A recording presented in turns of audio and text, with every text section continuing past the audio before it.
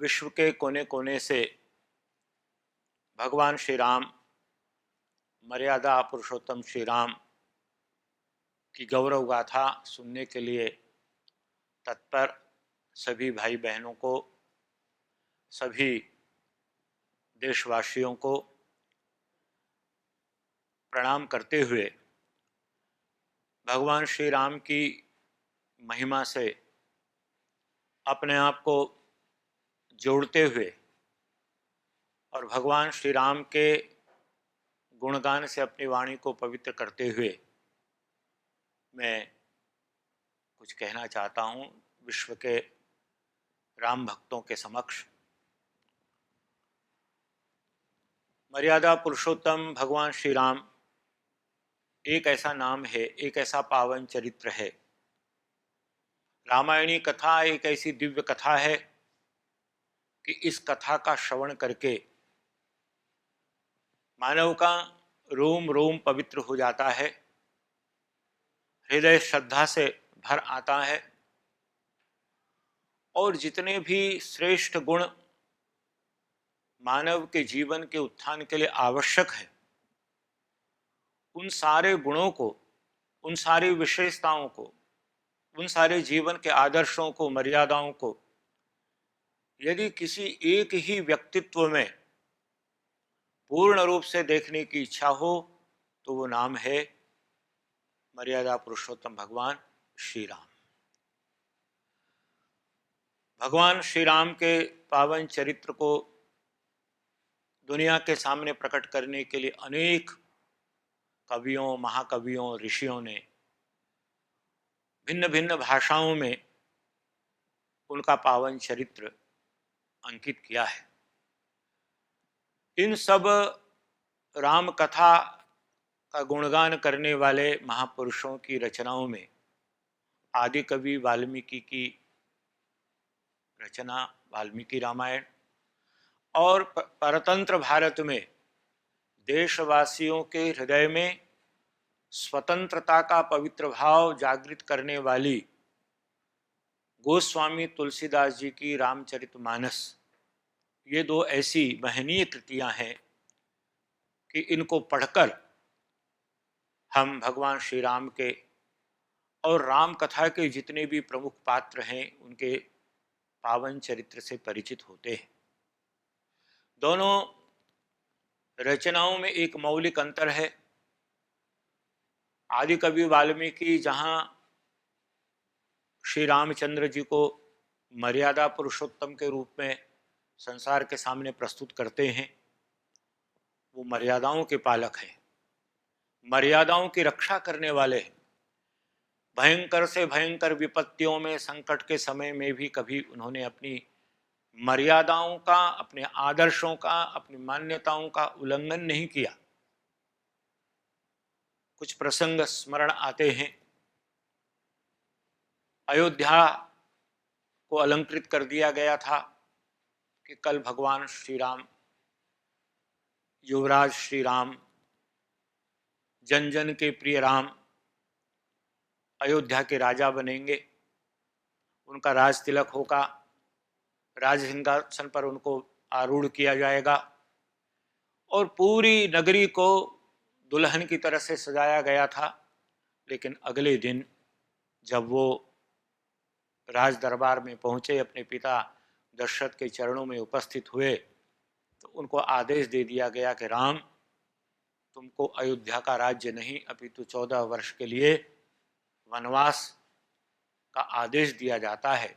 और आदि कवि वाल्मीकि ने उस समय में भगवान राम के चरित्र का चित्रण करते हुए कहा है, आहूतस्याभिषेकाय विसृष्टस्य वनाय च न मया लक्षितस्तस्य मनागप्याकार विभ्रम। बुलाया तो था राज्याभिषेक के लिए और भेज दिया गया 14 वर्ष के लिए वन को, लेकिन इन दोनों प्रकार की परिस्थितियों में वाल्मीकि जी लिखते हैं कि श्री रामचंद्र के मुखमंडल पर जरा सा भी कोई अंतर नहीं था।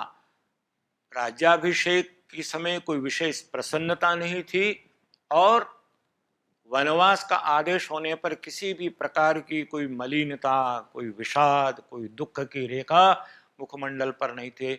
ऐसे स्थित प्रज्ञ भगवत गीता में जिस अवस्था का वर्णन किया गया है, सुख दुखे समय कृत्वा लाभा लाभौ जया जयो, सुख दुख मान अपमान, विजय पराजय, सर्दी गर्मी, प्रत्येक अवस्था में सम रहने की जो बात कही गई है वो भगवान श्री राम के जीवन में कूट कूट करके दिखाई देती है। वे किसी के द्वारा किए हुए सामान्य से सामान्य उपकार को कभी जीवन में विस्मृत नहीं करते थे, और यदि किसी ने कितने ही अपकार किए हों तो उनको एक क्षण भी याद नहीं रखते थे। कृतज्ञता ही उनके जीवन का सूत्र था।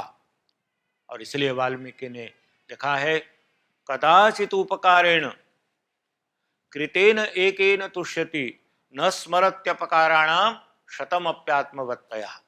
यदि कहीं किसी ने नौका पार कराने के लिए अपनी नाव में बैठा करके सरिता को पार कराया है तो जीवन के अंतिम क्षण तक भी भगवान श्री राम उसके उस उपकार को विस्मृत नहीं करते।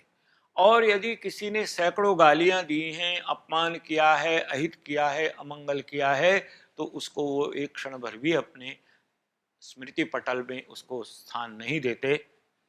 ऐसे श्री राम, वाल्मीकि जी ने उनको कहा है, रामो विग्रहवान धर्म, वो साक्षात शरीरधारी धर्म का ही स्वरूप थे। धर्म संध्या, धर्म भृताम वरह आदि विशेषणों से वाल्मीकि ने उनको धर्म का प्रतिरूप माना है। प्रतिकूल से प्रतिकूल परिस्थितियों में उन्होंने धर्म का परित्याग नहीं किया। दूसरा, भगवान श्री राम के विषय में कहा जाता है कि रामो द्विर ना विभाषते, राम कभी दो बातें नहीं कहते, अर्थात वो सत्य के सेतु हैं। चाहे कैसा ही कठोर समय हो, लेकिन सत्य का उन्होंने कभी परित्याग नहीं किया। सत्य की नौका पर, धर्म की नौका पर आरूढ़ होकर उन्होंने संसार के लोगों के सामने ये उदाहरण प्रस्तुत किया कि किस प्रकार से व्यक्ति अपने जीवन में आदर्शों का, धर्म का, मर्यादाओं का पालन कर सकता है। और सबसे बड़ा उनके जीवन का उदाहरण, स्वर्णमयी लंका पर विजय प्राप्त करने के बाद जब प्रस्ताव आया कि आप अब इस लंका के अधिपति हैं, लंका आपकी है स्वर्णमयी, आप इसके राज सिंहासन को अभिषिक्त करें, और एक क्षण लगाए बिना उस समय भगवान श्री राम ने उत्तर दिया, अपि स्वर्णमयी लंका न मे लक्ष्मण रोचते, जननी जन्मभूमिश्च स्वर्गादपि गरीयसी। कि हे लक्ष्मण, लंका भले ही सुवर्ण की है, लेकिन मुझे इस स्वर्णमयी लंका में कोई रुचि नहीं है। मैं तो अपनी जननी, जन्म देने वाली माँ कौशल्या, और अपनी जन्मभूमि अयोध्या, भारत देश, अपना प्यारा वतन, अपनी प्रिय मातृभूमि, उसी को स्वर्ग से भी श्रेष्ठ मानता हूँ। इस प्रकार से मर्यादा पुरुषोत्तम श्री राम का जीवन आदर्शों से भरा हुआ था। आज भी हम उसी राम राज्य की कल्पना करते हैं। भवभूति ने अपने अमर नाटक उत्तर रामचरित में श्री राम का गुणगान करते हुए कहा है कि राम राज्य कैसा होगा, राम राज्य की क्या अवधारणा कल्पना है। वहाँ लिखते हैं, स्नेहम दयाम च सौख्यम च यदि वा जानकीमपि आराधनाय लोकस्य मुंचतो नास्ति में व्यथा। लोकाराधन करना ही राजा का सबसे बड़ा धर्म होता है, और उस धर्म का निर्वाह करने के लिए स्नेह, दया, सुख, और यहाँ तक कि जानकी अर्थात सीता का भी परित्याग करने में मुझे किसी भी प्रकार का कोई कष्ट नहीं होगा। आइए हम ऐसे भगवान श्री राम के, मर्यादा पुरुषोत्तम श्री राम के, जिनको वाल्मीकि जी ने पूरे अपने रामायण में चित्रित किया है, आगे चल करके रामचरितमानस में गोस्वामी तुलसीदास ने समय की आवश्यकता के अनुसार उनको ईश्वर का स्वरूप प्रतिपादित किया। हम मर्यादा पुरुषोत्तम श्री राम के पावन चरित्र से अपने जीवन को आलोकित करें, प्रकाशित करें, धन्य करें, सफल बनाएं।